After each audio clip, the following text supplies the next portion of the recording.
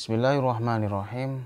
Qala Nabiyyu sallallahu alaihi wasallam sayati zamanun ala ummati yafirruna minal ulama wal fuqaha wa yabtalihimullahu bi thalasi baliyat. Jadi dalam sebuah hadis Nabi Muhammad sallallahu alaihi wasallam mengatakan, ya, ini ada di dalam kitab Nasaihul Ibad. Jadi nanti akan ada zaman pada umatku yafirruna minal ulama. Mereka, umatku itu ya, mereka akan lari dari ulama, juga ahli fikih. Ketika mereka sudah lari dari ulama dan ahli fikih, fayabtalihimullahu, maka Allah akan mencoba mereka, ya. Mereka mencoba dengan bentuk 3 cobaan. Yang pertama, ulaha yarfa'illahul barakah min kasbihim, ya. Jadi ada 3 cobaan yang akan diterima oleh orang-orang kita, ya. Kita itu kan termasuk umat zaman setelah Nabi. Cobaan yang pertama itu yarfa'illahu al barakah. Jadi yang pertama, ya, saya tulis pakai tulisan Latin saja, ya. Yang pertama adalah hilang keberkahannya. Berkah hilang, ya, diangkat atau hilang.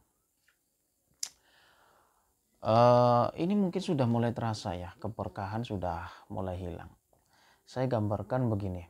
Di tempat saya itu ada para petani yang sudah mulai jenuh dengan hasil panennya, yang merasa seperti tidak ada hasil yang begitu menggiurkan, tidak ada hasil yang begitu lebih, ya. Kadang modal dengan hasil panennya itu imbang, apalagi kalau sawahnya itu diparuh, ya, digarap atau dikerjakan oleh orang lain.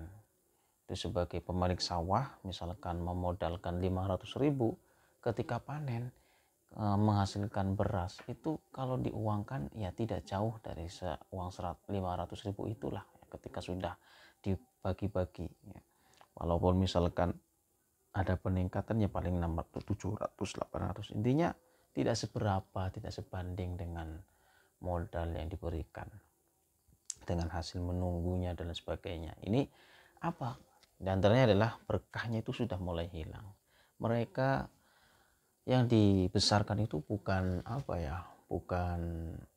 bukan hasil panennya, bukan keberkahannya, tapi yang diharapkan itu wujud dari hasil panennya besar atau tidaknya, tidak memandang keberkahannya.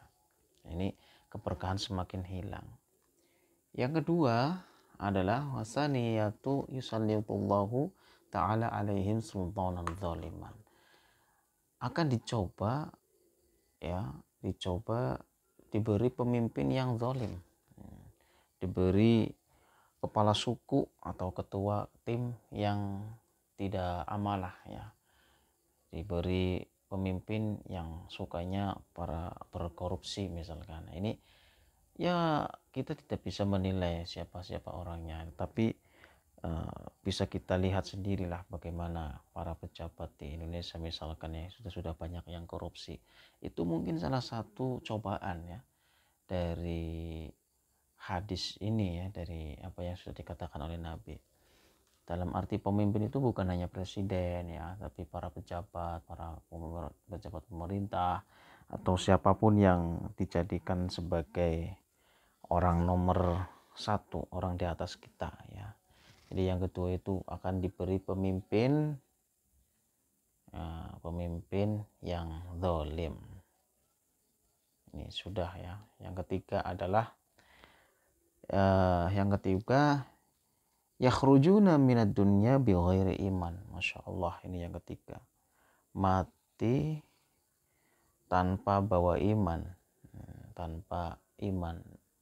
Ini na'udzubillah, ini yang paling besar, yang paling berat yang dirasakan oleh umat setelah Nabi ketika lari dari ulama, tidak mau mendekat dengan para fuqaha ahli fikih.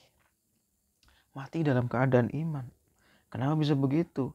Ya wajar, selama hidupnya tidak pernah ngaji, tidak pernah mengenal Allah, tidak pernah mengenal ajaran-ajaran Islam. Padahal bekal utama, pintu utama ketika manusia masuk ke dunia, masuk ke akhirat ya, masuk ke alam barzah, pintu pertamanya itu adalah mati ya. Pintu pertamanya mati.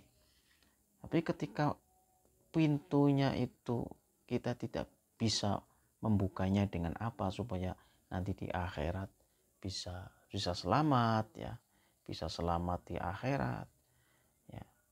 Pintunya kita tidak bisa membukanya ya, ketika membuka tetapi dengan cara yang kasar, mendobrak dan sebagainya, memaksa, misalkan ini analogi saja, maka dia tidak akan mati dalam keadaan husnul khotimah, artinya mati dalam keadaan tidak iman ya, karena tidak pernah diajari tentang bagaimana pentingnya Islam, iman dan ihsan. Maka ini adalah 3 cobaan yang akan dirasakan oleh umat zaman sekarang. Mari kita introspeksi diri, apakah yang dua ini sudah bisa kita rasakan atau belum. Yang pertama, yang terakhir itu nanti yang akan dirasakan oleh semua individu, membawa iman atau tidak. Semoga kita mati dalam membawa iman. Amin Allahumma amin. Sekian, sampai jumpa di kajian berikutnya. Assalamualaikum.